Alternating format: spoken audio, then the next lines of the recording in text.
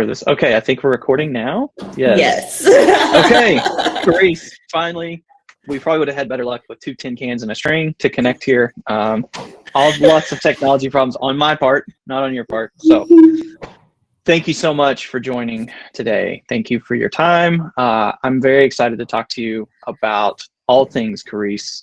Campaigns. All things Caresse. I mean, we can talk about whatever you want, but it's public. So just that's your warning. That's the warning I give all the podcast guests. I'm like, right, hey, the disclaimer. Don't say anything you don't want to get fired over.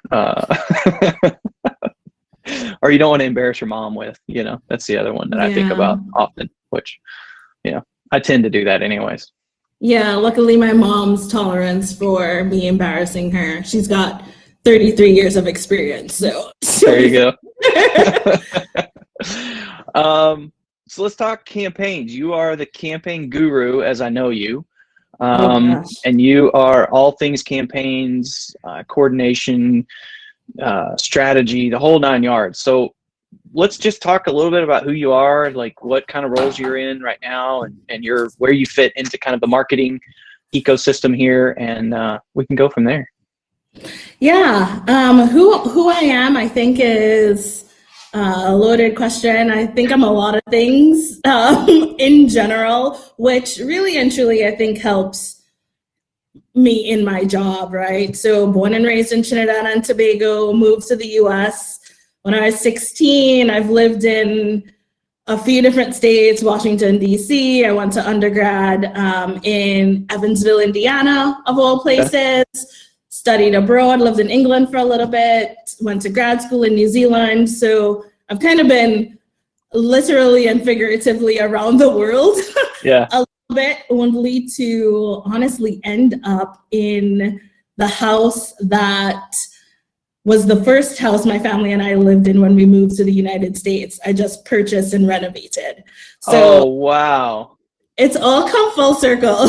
Yeah, that's awesome. That's absolutely awesome. So those experiences, I think, in the people, just seeing different things, exposure, that helps me every single day in campaigning, right? And where that fits in my opinion, right now is demand generation. Okay. So running that for prospects, really all businesses right now are worried about growth. And how do they kind of bounce back from the pandemic and what that has been like for them, most of them lacking consistency. And so for me, my main focus, particularly in my current position, is just making sure that there's consistency in messaging. We do a little bit of cool shit, to keep people energized and interested. But it fits in with a lot of the different organizations and a lot of different functions within marketing. So I like to think of campaigns as the perfect intersection between the art of marketing and the science of marketing.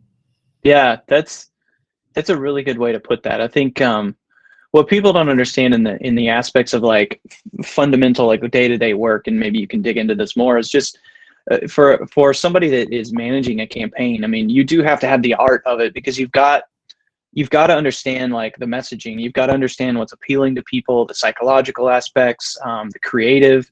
Heidi and I talked about that on the last episode, and just talking about like the creative aspects of things, and making sure you have a good eye on that. And I mean, that comes out of your soul of what you do as a job, but also you have to wear the taskmaster hat, and it's like, we have a plan.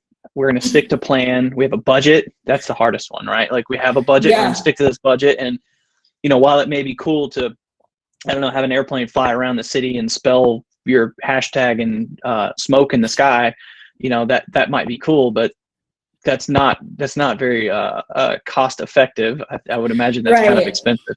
Although I've never priced it, so it might not be that expensive.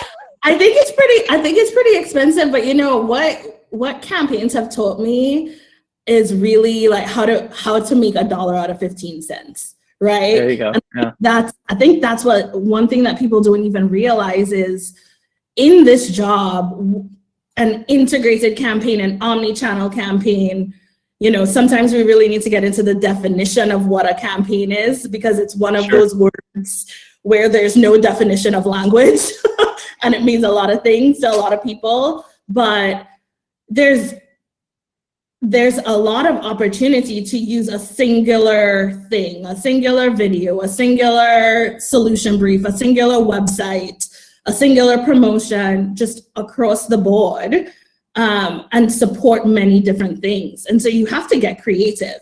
You've got to be like, okay, this may not necessarily have been created for this, but that one sentence, I'm taking it and I'm going to use that, and I'm going to put something off of it. So you've got to be able to pivot really quickly. You got to be able to think really creatively, and really just look at how are the 5 different ways I can use this one thing, because then it translates to budget.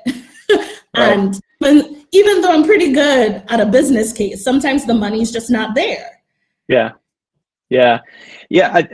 So let's go back to the campaign definition. So because I like these to be standalone little things of information. Yeah. Because that's such a hard thing for a lot of folks to do. What is your definition of a campaign, and like where do you draw the lines, and a campaign versus I'm just drew a blank on another term we use, but what does that definition look like for that? Yeah, for me, campaigns are pretty multifaceted, right? It is the hub that there's a lot of different spokes that come out of it. And so it's not just an email launch, right? It's not just an email nurture. To me, email nurture are part of campaigns, but that's one program under an overarching theme with overarching objectives. So it could be, okay, we're gonna launch this nurture stream. That nurture stream then helps bring people in, but then what are we gonna do to actively cast the net pretty wide? And that's where a lot of other programs come in. So are we gonna do webinars, or are we going to do, virtual events or in-person events now as life kind of gets back to people being able to gather? That's also a program, right? Are we doing some digital SEO? What are our keywords? What does that look like? That's a program. Do we have a landing page or a promotion or a free trial or something of that nature that we want to have really, really clear call to actions for? And then how are we enabling our sales team? What am I providing to them to take the support from, here's all of these things that we put into the market, to really dwindle down to get to the end results, right? To have them be opportunities and build pipeline and all of those things. So it's not just one. And I think people forget that, because you've got to have multiple distribution areas of, is it email? Is it social? Is it your website? Is it a LinkedIn user group? Is like, where do your audiences live, and how do you get to them in multiple different ways? And so for me, a campaign is far reaching and pretty wide. Yeah. It's interesting when you talk about that. Most of the campaigns, when people, I think when I look at I've studied them in the past in school, and when you kind of look at them from most companies, a campaign is, most companies have like a product that they're trying to sell, and usually, if you think about it, like for food and things like that, food, always like Doritos. It's like, okay, we're trying to sell Doritos. Well, they don't really sell anything else under that brand. There's, the parent brand of whatever, I think Nabisco or whoever owns them. But I think where it's, where you talk about that's important, I think I got an unstable network problem, but we'll work through it. Hopefully you can still hear me. I think where it becomes harder for you is with the experiences for a campaign. And I always look at like the tactical execution of campaigns, of looking like, once I get somebody, like trying to put somebody into an experience and keep them in that experience so that they see the same messaging and that things are reiterated and they get the flow and everything. And where I think what you're doing with your campaigns that you have to run is insurmountably more difficult than a lot of other people, is that you have different audiences that you're trying to hit with these campaigns. So it's not like you're running out and saying like, here's one campaign. Like you've got like 15 campaigns all running at the same exact time. and you're trying to use a lot of the same channels and a lot of the same places to drive those different experiences. Yeah. How do you do that? Like, how do you wrap your head around, where you can, pull that together? I have to be really clear on my objectives and really clear on my goals and really clear on my audience. Those three things, without them, you're bound to fail, right? And then usually if there's multiple things going on, that's where the theme comes in, because I think so often people and companies are so product focused. Like, you want to put your product in front of somebody, you want them to get in, have a demo. You're skipping so many steps in this buyer's journey, because we live in a world where people want to self-educate. So by the time you get to a sales call or something of that nature, they've already done all the background, and they think they know more about your product and your company than you do, sure. Right? But if you're clear in your objectives and your goals and your audience, then you can weave that into your messaging and your theme so that they can almost self-select as well.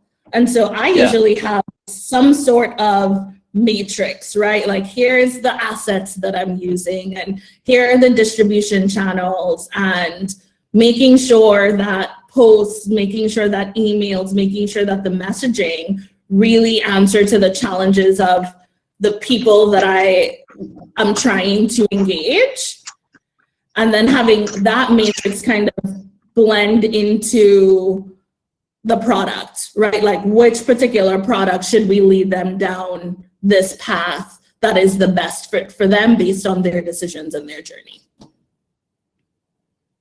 Yeah, that makes a lot of sense. I'm sorry, I'm like a little distracted here because I'm trying. I'm having network problems at the house. I was trying to prioritize my network, and I moved a little closer to my router. And so, anyways, fun stuff. But I mean, I think that's really important. Technology. Yeah. Well, there you go. You're back on the screen again. I think that's really the key piece of this. I think is just getting that audience defined correctly up front, so that you can make sure that all of your tactics beyond that and all the information and things that you do after that are and getting it right, who you want to talk to up front, so that all your tactics, it's kind of self-explanatory tactic wise. It's like, if I have the audience, I know what I should go do at that point. Yeah. So, well, and you wanna make sure that that's where your goals are. What do you want this particular audience to do? So a lot goes into the strategy, and if you don't have a good plan to work against, it makes it even more difficult, because then you're just trying to, throw spaghetti at the wall and see what sticks. Yeah. So when you sit down and somebody comes to you and says, "Hey, we need you to run a campaign," like, what are those first 2 or 3 steps or 5 steps or whatever it might be that you go through to start thinking about what you're going to actually do with this campaign? Yeah, the first thing I do is ask, when you say campaign, what do you mean? Right? It's the first thing. It sounds so simple, stupid, but in the world of marketing, we use so many words, and depending on who you are, what company you work for, those words have multiple different definitions, or even really within different departments of the company or different functions, the same word means a lot of things. Yeah. So one of the first things that I do is, okay, when you say campaign, what do you mean? Because that allows me to then work out what is the scope and potential timeline for actually executing something look like. Then I say, all right, great, understand what you mean by campaign, where our definitions are the same.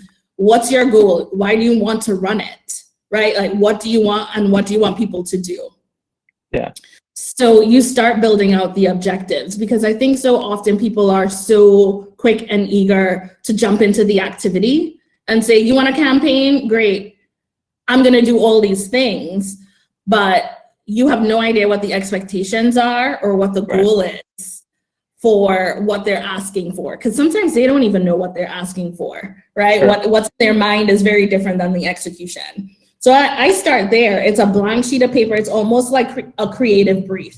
Yeah. Who do you want to talk to? Why do you want to talk to them? What do you want them to do?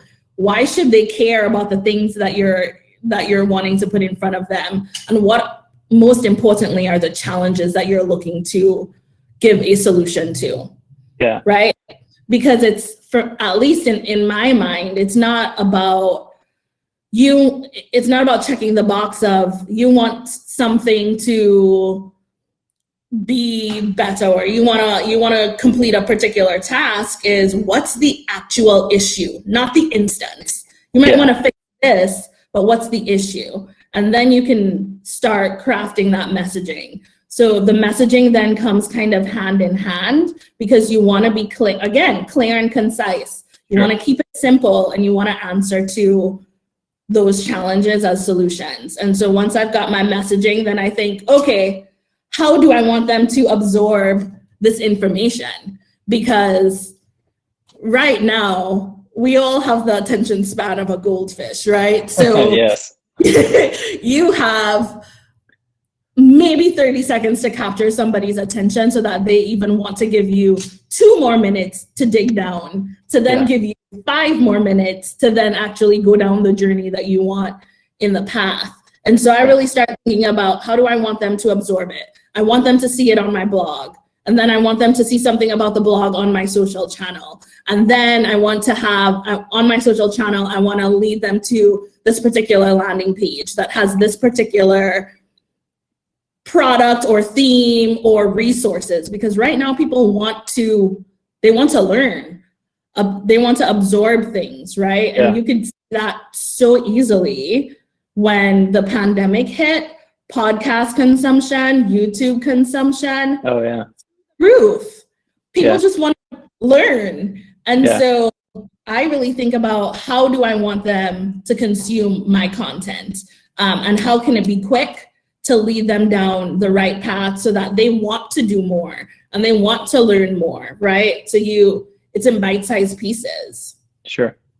Yeah. Yeah. That's funny. The podcast thing, as soon as the pandemic hit, I did a podcast with a couple of friends of mine and some other places for just talking about life and some other things, that just because I know them. And I did a friend of mine's podcast, and he actually has like a podcast studio, and it was right at the beginning of COVID. And I had already been thinking about wanting to do one for years now. I mean, honestly, I a bunch of false starts here and there with, scheduling and recording one episode and then not doing anything else, and then trying to overthink it and do a bunch of stuff there. But when I got down to it, I started to think, obviously this has been only going for like a month now, but I wanted to do it at the beginning of the COVID stuff, but then life gets in the way. There's a lot of stuff that I think, and you probably are the same, and I think there's a lot of people listening that would be the same, that like there was things that at the beginning of COVID where I was like, well, now's my chance. I'm probably going to be here for the next year. I need to lose some weight. I need to exercise more. I need to go clean this like shelf off in my office. I need to reorganize my records that were behind me. Like I had this list. And then you want to learn how to play the guitar, and then you want to, a year later, nothing. A year later, I've done none of that. So I was like, well, I got to start this podcast because I said I was going to do it. But the long story of that is just like, people are hungry for good content. People are hungry.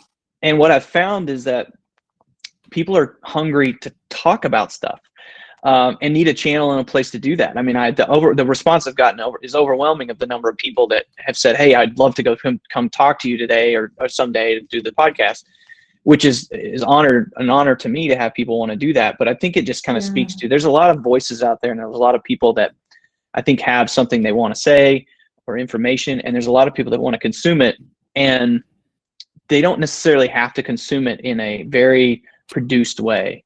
I think podcast has shown us that good information if the information is good, people are willing to get past a bunch of crap to get to it, right? I mean, obviously, like the barrier to entry to get to a podcast is pretty low. So like, I mean, people are probably not going to pay for my podcast because, production quality or whatever, but dream big. It's fine. I mean, I set my expectations very low for this thing.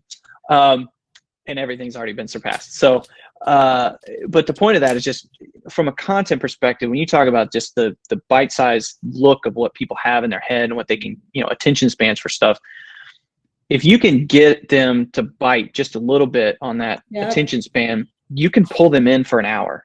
You can pull them in for 2 hours or 3 hours or whatever it might be. You can pull them in for an all-day event if you do it right, you know, with just a little bit of the right teaser text, the right image, maybe the right little bit of stuff. You can turn that little bitty, you know, goldfish attention span into I'm here all day. Longevity. I'm committed. I'm in, or even weeks, right? It's like I'm in on. And I'm going to tell my friends about it. Yes, I got value from this, and I'm going to tell my friends. Yeah. And that's 100% what I'm relying on with this podcast is I have one social channel. It's on Instagram, but that's just because I like Instagram. I don't think that's the appropriate place to promote it. And I post it one time on LinkedIn, and then I just rely on friends and family to be like, hey, and coworkers or whatever, to be like, hey, this is cool. I liked it, you know, whatever. Yeah. To do that. And hopefully there's value there. But anyways, back to campaigns and all that stuff. I mean, but I mean, you bring up a really good point, and it's connected. I think now more than ever, people value authenticity and rawness. Sure. Because even as I look at what kind of things do we want to include in the campaign, right? Like if we want a customer or a partner or somebody to talk about your stuff, now we're encouraging people, take a selfie video, send it. Like the production of certain things actually sometimes might hinder. So you've got to be really precise in, okay, no, we want this to look a little bit raw, a little down and dirty, right? A little just like homemade, because people are liking that. That is humanizing your brand. That is humanizing your campaign. It's using some of those things. And then of course you have all of the great graphic design, you know, the things that adhere to your business's brand.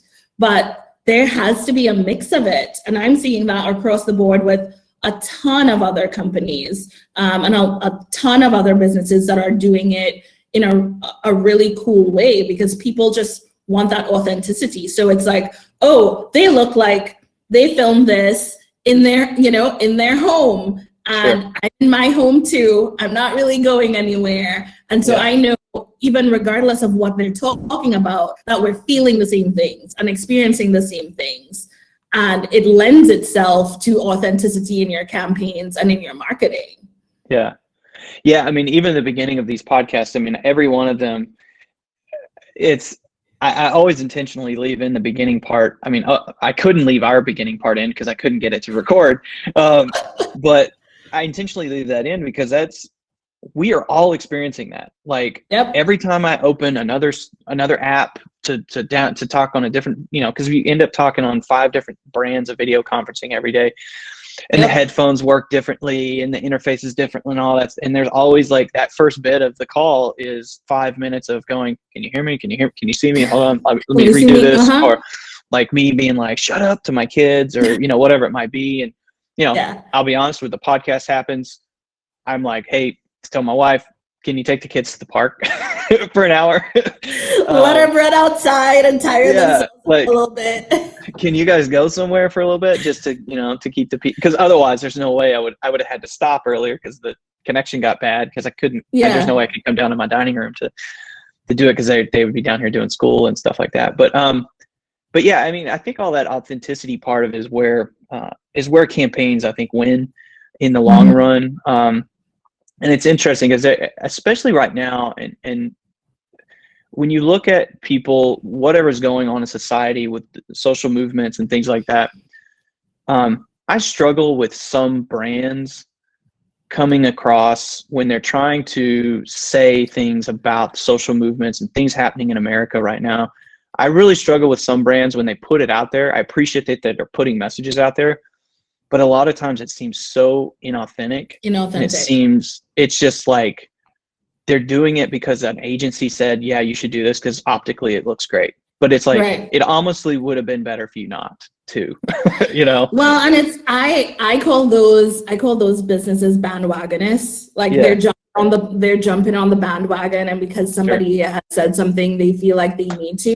I also think those are easy to spot, right? Because a statement with no action, right? And so being authentic in that is not just what are you saying, but how are you supporting that? And it goes into it's the very seam and the very thread of what good marketing for a reputable or a respectable brand looks like, because it's, we're saying this and we're putting this out here, and then look at what we're also doing to support that. So it's more of a message of, we're doing it, you should do it too, or we're walking our talk. Here's how you can join us in that walk, and not just, I'm gonna put up this pretty statement that really means nothing. I like to think that human beings are a little bit smarter than not to realize, like, some businesses, some people are just checking the box. But that also leads into singular tactics versus something that lies under a program. So life is a campaign, and I'm waiting for people to realize that, because making that post or saying that statement is a checkbox. It is a tactic that you do, but then what is it connected to? And it's in that connection that you find the program and the campaign that it falls under. And that's how you kind of can gauge that authenticity as well, because it's not a one and done. Yeah. I'm glad you talked about that from like a person campaign. I've always thought about that, and I've always had that kind of as even before it got popular, to have for people to run around and be like, I have a brand. It's like, I'm working on my brand. You always hear like the popular people say that, and like the Instagram people, and it's like, okay, well, if you're telling me about it, then you're really not being about it. So, and I'll tell you, I just came across recently, and you talk about authenticity and so forth, and like personal brands. And I had actually just shared this with the group and the team earlier. I had read these a long time ago, the 5 Agreements by Miguel Ruiz. I'm sorry, Don Miguel Ruiz, I think is his name. It used to be 4 agreements, and now it's 5. And it's something that, from a personal brand perspective, that I want to start trying to live better by. I mean, I look at these, and I've read the book and read the stuff for the 4 agreements years ago whenever it came out. And I was like, this is really good. But I feel like now more than ever, we as people, we as marketers, we as humans, we need to be about our brand, and we need to live our brand and live it kind of publicly, so people that feel like they may not have a place in this world realize that they're like, my intentions are good, with me, and how I'm living my life. And so the 5 agreements, just as a standalone thing for people, is the first one is to be impeccable with your word. The second is don't take anything personally. Don't make assumptions. Always do your best, and be skeptical, and learn to listen.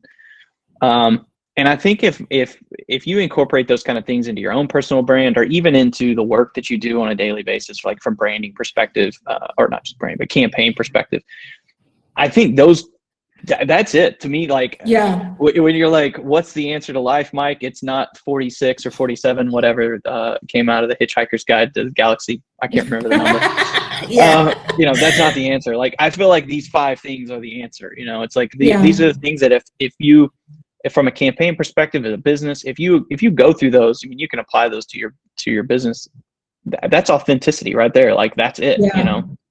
Absolutely. The one of two of them really stand out to me is it's the assumptions, right? Like, assumptions can take you down a long, lonely, and very, very windy road. That's why when you ask me, when somebody says, I want to run a campaign, my first question is, what is a campaign to you? Because I don't want to assume that your definition is exactly my definition. I'm just trying to get a scope of the work. And then listening. My grandmother is, well, she certainly was like the most quintessential and probably stereotypical West Indian grandmother. And she would always say, Caresse, you have 2 ears and 1 mouth for a reason, because you're supposed to listen more than you speak. And I think, throughout this last year, there's been a lot of noise. And so my family think it's kind of weird because sometimes I'll just sit in silence, just sit, right? Because you have to kind of rid yourself of some of the white noise sometimes to really listen to yourself and listen to the people and the things around you that actually truly matter. So I've not read that book. Clearly I need to. You don't need to. Just read those 5 agreements. That's you gave great cliff notes. But I can certainly get on board that. When I'm personally really big into service, and for over a decade of my life, I've done a lot of work with Rotary.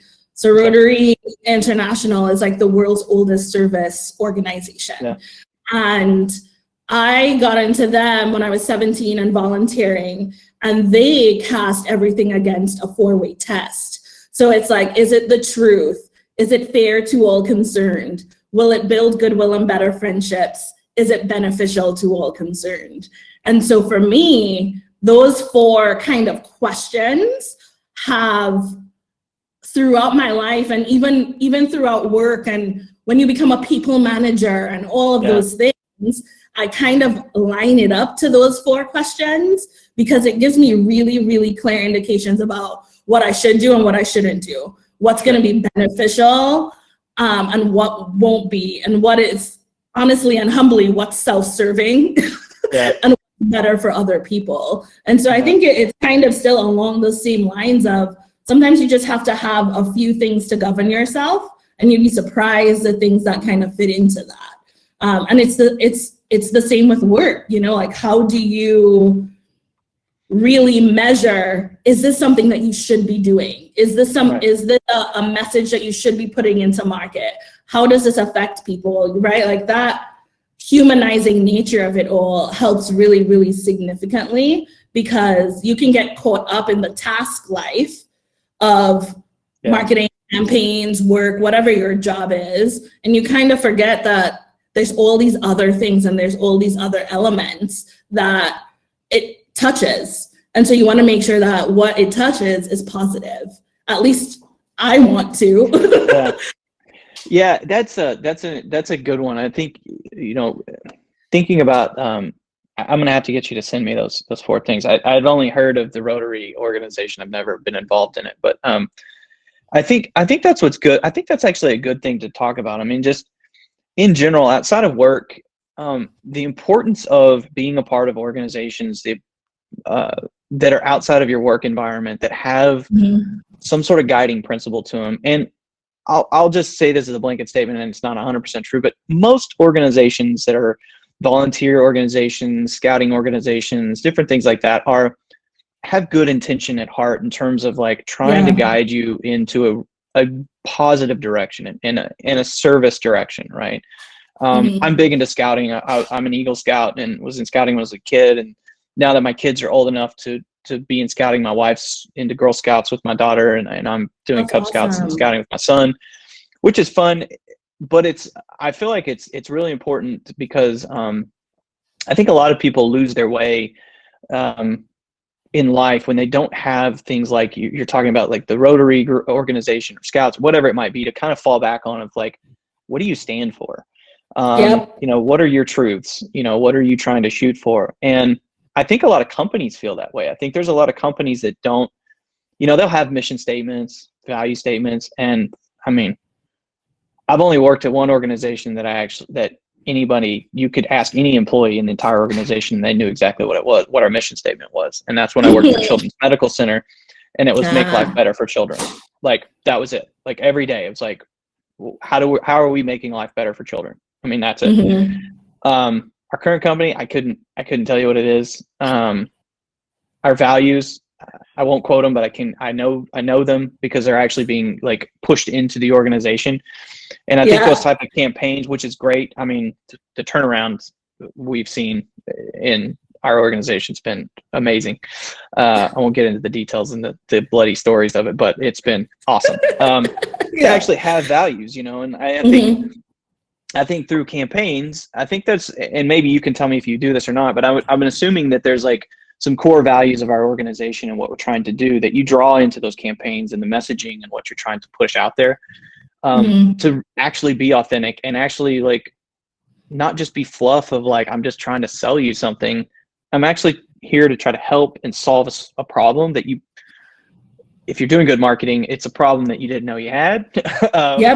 Yep. But, you know, and then once we alert you to it, it's like, oh crap, like that is a problem. I need to deal with that. So, I mean, do you do that kind of stuff with your campaign messaging? And Yeah, very often I kind of have like campaign pillars, but that's where a lot of kind of your, not kind of, but that is where a lot of your internal brand and internal messaging comes from, right? Because at the end of the day, the statement that your company makes and how you want people to live and feel about them and do work with them, that's the foundation. It doesn't matter what the theme of the campaign is if you are doing it based on that foundation, right? So we could be talking about a million things. We can be talking about remote working. We can be talking about competition. We could be talking about migrating to the cloud, pick a topic, any topic. But as long as that is the foundation, as long as you have a good, clear foundation for how you want to be perceived and what your brand is and looks like, then that comes out in every facet of it, because it allows for the authenticity of those bite-sized pieces. Sure. Right? It is your guiding light, and I think you have to have that. Otherwise, you're just kind of wandering around and trying to figure out what the next best thing is. And so, for me, it is always based on priorities. And then once we find out what the priorities are, you map that against your guiding light. And then I worked for a company, the CEO, she used to say, and then you execute like you're killing snakes, right? Like there's no time to wait. Like we have a plan. Let's go ahead and do it, because if you're killing snakes, there's some urgency towards it, right? Like there's focus and there's precision. And so she's like, okay, great. But we also went with progress, not perfection. And so sometimes we get kind of stalled in this analysis paralysis, and it's like, okay, but do we have enough information to move forward, right? Like I don't need it all, because there's always the things you didn't know. But do I have enough to move forward and feel good about what we're moving forward with? Yeah, it's funny you talk about killing snakes. This is where I'm going to derail this podcast. So, so where I live, in south of Dallas Metroplex here, I back up to my yard, backs up to a creek, and it's a greenway between the lake that's out here, and I have snakes, and we get snakes in our backyard, and I kill snakes, and so I kill them or my dog kills them, and so every year we've lived here, we've only had one. Well, actually, we've had two that I know identifiable poisonous snakes. We had a rattlesnake the first week we lived here show up under our kids' slide in the backyard. I had to kill that. And we live in the city, so I'm not supposed to use guns. We'll say supposed to. So I don't want to tell on myself here, but I have a shovel, I have a hoe, I have some other stuff that I'll go out and kill the snakes with. You got hoes out there? No, I'm just kidding. Yes. Oh man, different area codes. But yeah, so I have to. Every year I have to kill snakes in my backyard. I have to at least 3 or 4, and I do all these things to prevent it, to try and prevent it. They have these they're supposed to prevent moles from coming in your yard, and basically it's like a spike you stick down in the ground with a little vibrating thing on the top, and it vibrates at random patterns, and it's solar powered, and so supposedly that keeps the snakes. It deterred them.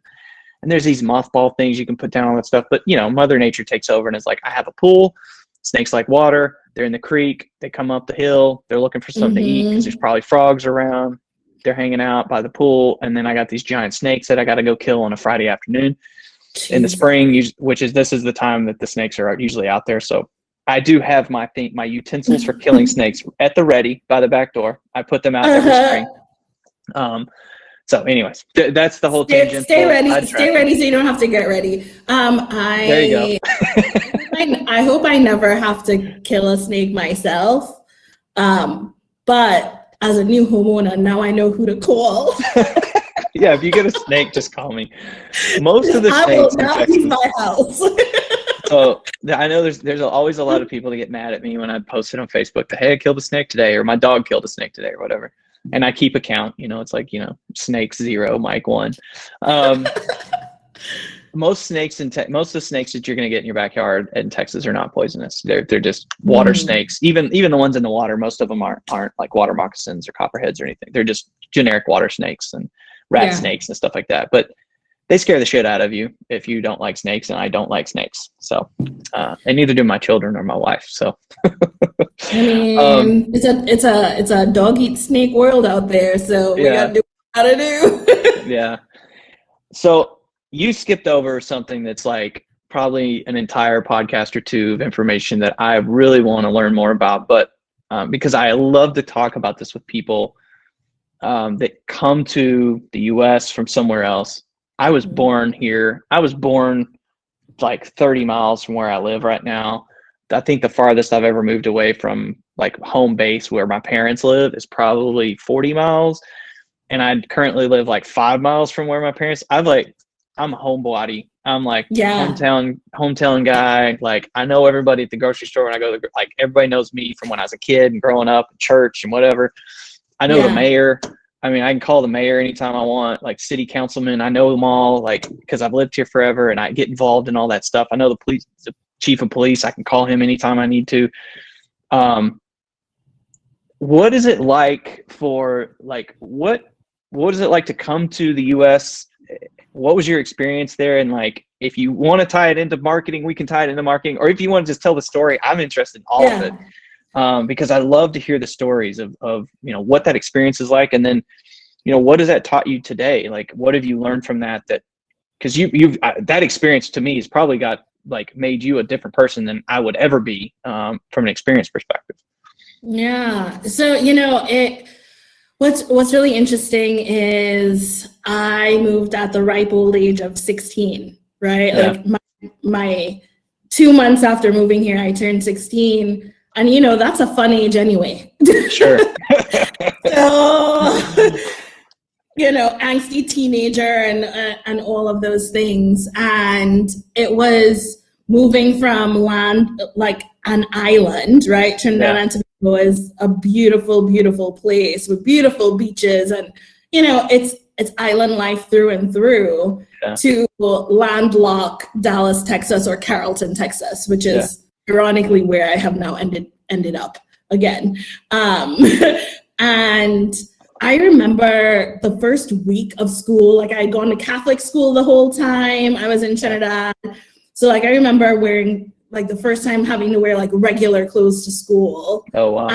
And in co-ed schools, because boys. And I remember like I think the first week, maybe the first 2 weeks, I ate my lunch in the bathroom. And so like it just, especially because obviously when you look at me, like I look like a lot of people out there, right? Like I look African American. And then the minute I open my mouth, it's like, oh, wait. This does not compute in my head. And so, there were a lot of struggles with assumptions versus reality of who I was. And it forces you to really dig deeper into figuring out what your identity is. So I think I kind of went into an identity crisis when I was 16, when most people do it when they turn 30. And then also had one of those, but whatever.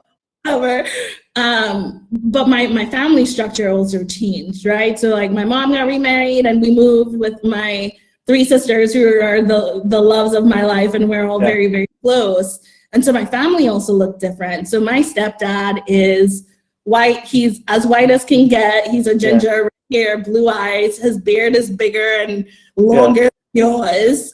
And my step siblings are half Korean. So all of a sudden, my family it looks really, really different too, on top of the environment that I'm in.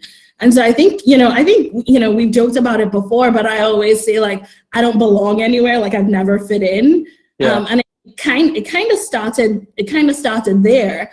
And I think what I've learned through many more travels and meeting many more people and moving to different places is, when you belong nowhere, you kind of belong everywhere. Yeah. And it's that perspective, I think, that helps me, in work, learning about new people. Like, I have a very eclectic friend group, mentors, organizations that I've been in, all of that kind of brings into who I think I want to be when I grow up. Yeah. And it was really, really difficult at first, but Yeah. I have now lived 17-ish years here, and I feel like I've gotten really good at being the new person from moving. But I always keep bits and pieces from each, from each section and each chapter of my life, and I think that comes into, like, the psychology of people. That comes into just being more open. That comes into, I think, one of the pillars that you were talking about had to do with basically, like, not having, like, you can be a proud person but not have too much pride where it keeps you back from things. And so that's what I've learned over time, with making that transition. But it was tough. New family, new place, things I didn't ask for, and it just kind of happens to you. And I have learned to adapt and be resilient. Code switch. My face doesn't do that very often, but I do, right? So if I'm with my family, my accent is so much heavier. Sure. But at work, you want people to understand you. And it's just, there's give and take, and you have to be malleable as a person, but it's so essential to have your core things. Yeah. So no matter what the situation is, like, I have my guiding principles. Also born and raised Catholic too, so there's that. And also my family takes no shits. So, tough skin, all kind of comes into play. And I think it's only helped me in the long run, but it has allowed for me to have a lot of diversity in thought. It's allowed for me to have a lot of diversity in people that are around me, a lot of diversity in just, like, experiences that I've had. And, Trinidad is where I grew up too. And then in America, I'm a minority. And a few years ago, I went and spent a month in Rwanda, and being part of the majority was something that I never really thought about or considered, right? And so that was a whole different experience of just, like, being able to blend in. Like, I had no idea what that kind of looked like, because the population of Trinidad is so diverse. Like, I have friends and cousins and family that look Asian, and it's so eclectic because of the history of the West Indies. Right. So everybody is different, but I never experienced everybody being the same. Yeah. And so I've had a few different experiences there where I'm like, oh, okay. Always a new person, always learning, always figuring out new parts of myself. But I think that's the kind of thing that helps me at work, helps me with campaigns. It's just, like, the variety of things. So I get the benefit of picking the good things out of the multiple things that I can build for myself and, for my team and for the work that we do and execute. That's cool. As you talk about that, I'm just kind of, like, thinking about my own life here. I have I've always been looked at as, like, the freewheeling hippie of our family. I tend to, because I feel, you talk about being thrown into a place where you're not comfortable or you're not the same. That's been my whole life, is being comfortable and the same. Like, like wherever I go, like in the city I'm in, and like I said, I know people. Like I know, like Hmm. I'm never like feel uncomfortable. I Yeah. actually seek out and put myself in positions where I am uncomfortable. I seek out ways to go play and places to go. And I've talked about this before on here about vacations and stuff. We seek out crappy hotels. We don't stay at nice Yeah. hotels. We do that because we want the experience. I want my kids to be able to be around other people. I want them to be around Hmm. diversity in thought and in looks, in ideas, and whatever it is. I want them to feel uncomfortable, Yeah. because I think for me, there's a great deal of comfort in being uncomfortable in a situation Yeah. because you don't, it helps me stay grounded and not like looking and saying, okay, well, have I gone into this like tunnel vision of like, this is the only way to do something. Um, Hmm. and I approach work the same way. Like I want to be questioned. I want to have like people think about stuff. And you've seen me in conversations. I mean, I can be a pretty harsh person to like deal with in some places when I'm talking about stuff, but it's because I want to push the conversation to like, Yeah. if you're coming at me with this is what we should do, then I don't want you to come at me with a half-assed thought. Like I want it to be like you believe in this, because if that's the Yeah. case, I'm also going to believe in it. But I got to And test I'll it. help you I'll help you figure out the challenges. Yeah, like Yeah. if you believe in it enough and you convince me that I should also believe in it, I'm all in. But Yeah. I also don't just like, I don't want to hand that out. I don't want to hand out that notion or that backing for things. I want to make sure that it's pressure tested and stuff. But um, Yeah. like hearing your stories of like just coming to the America and the whole story of that, I mean, to me it's so amazing to hear that. I love those stories. I love meeting people that have come here at various stages in their lives. I know people, I'm friends with people that have come when they're young, when they're older, whatever. And I love to hear the experiences and the differences. And I think that's one of the coolest things about working for the company I work for, with the international presence of like, I get to Yeah. talk to people in other countries every day.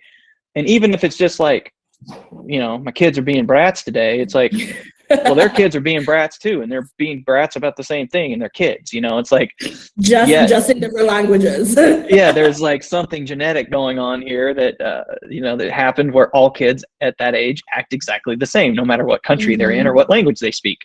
you know, Yeah. um, so it's just so interesting to hear that, and I really appreciate you sharing that story with me. And I would Yeah. love to hear more about like Rwanda and some of the Trinidad and like the life there. I mean, you've shared some cultural stuff with us at work, and it's been like, this is awesome. Like I love to see it and Yeah. hear about it. So Well, I am, I can talk about that stuff till I'm blue in the face. I really like it, but I know as we wrap up here, I really want to double down essentially on your personal need to kind of be uncomfortable. I think more people need to do that. And I think that in personal life and in professional life, yeah, because sitting in discomfort is where creativity happens for me, right? Like being uncomfortable. And so often people don't want to be uncomfortable and yeah, acknowledge they are uncomfortable, that they panic and make poor decisions, sure, right? And that's in your personal life and that's at work, right? When people are uncomfortable, they all of a sudden something becomes a priority because you didn't just sit 5 more minutes, yeah, right? And just like sit in it and see, is this really a priority or not? Or is it just something that I'm unfamiliar with? yeah, And I encourage people to do that all the time, ask hard questions, find people that are open and that you trust to have uncomfortable conversations with, because that's the only way that you're going to learn. And that's in your personal life, but also that's how you become cutting edge in business. yeah, That's how you put forth great campaigns and new things. It's not doing all the same things that you've done before. So if, the conversation went in many places, but if there's one thing that I'd like to leave your viewers and listeners with is sit in discomfort. And I think that that's going to bring out a lot of really great benefits in yeah, ways that you just can't anticipate. yeah. I could talk to you for hours. We've got a time constraint. I know you've got a time constraint. I really appreciate you're giving me your most precious gift of time No, no problem. for this. We can't, there's no better way to end than on that. I mean, sit in discomfort. I mean, that, like, I'm going to make a sign out of that. We're going to put that as like the It's social been so media for fun. this. So, Yeah, it's been so fun. Thank you. yeah, thank you so much. Anything you need to plug, any websites, anything, whatever, just, No, I'm just, I'm okay. just, I'm just me sitting Just you. discomfort. That's All it. right. Thank you so much. And we will talk to you guys later. All right. All right. Bye. Bye bye.